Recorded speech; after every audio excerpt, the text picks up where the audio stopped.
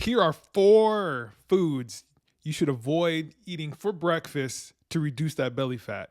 Now, belly fat is really just body fat, but most people just want to lose it from their belly, so that's what I went with. Number 1, cereal. Now, Wheaties might be the breakfast of champions, but they lied to you. Most cereals are just straight carbs. Now, if you're about to do a workout, an intense workout, right after you eat breakfast, that might work. But if you're not, this is kind of the worst way to go. I suggest most people eat a protein and fat breakfast. This will fill them up, get them on the right track for their protein intake for the day, and you'll just feel less hungry.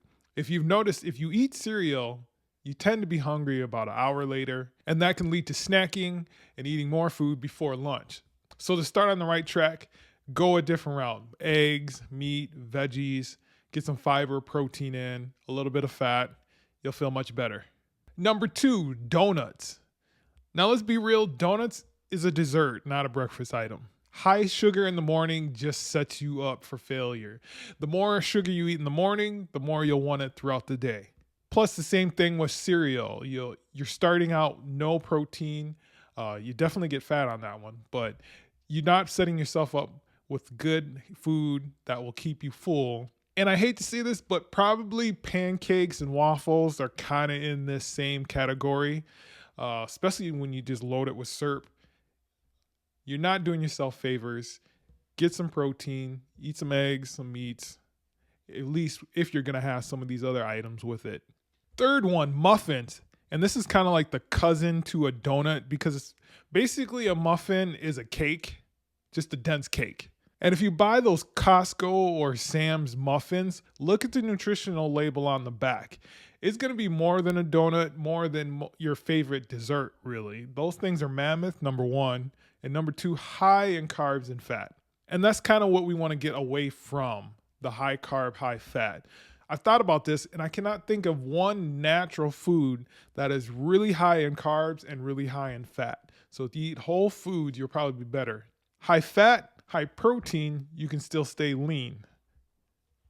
High carb, high fat just equals body fat.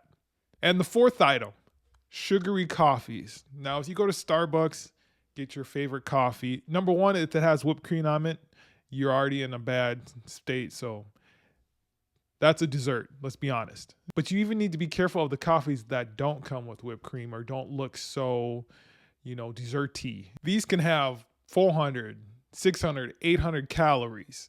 And you might think that you're like, I'll just have a coffee for breakfast. I'm not really hungry. I don't want any food. I'll just eat later.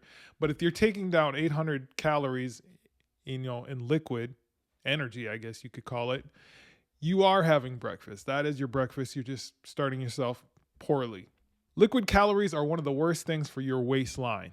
If you're having coffee, obviously probably black would be better, but let's be real. Most people don't like that. And you're maybe a psychopath.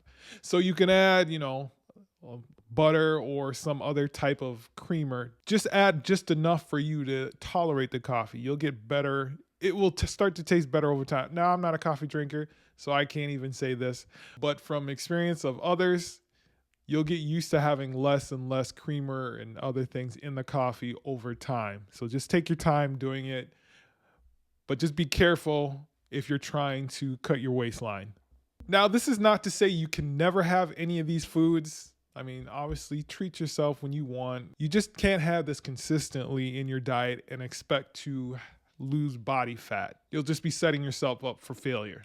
All right, that is it for this video. Until next time, peace.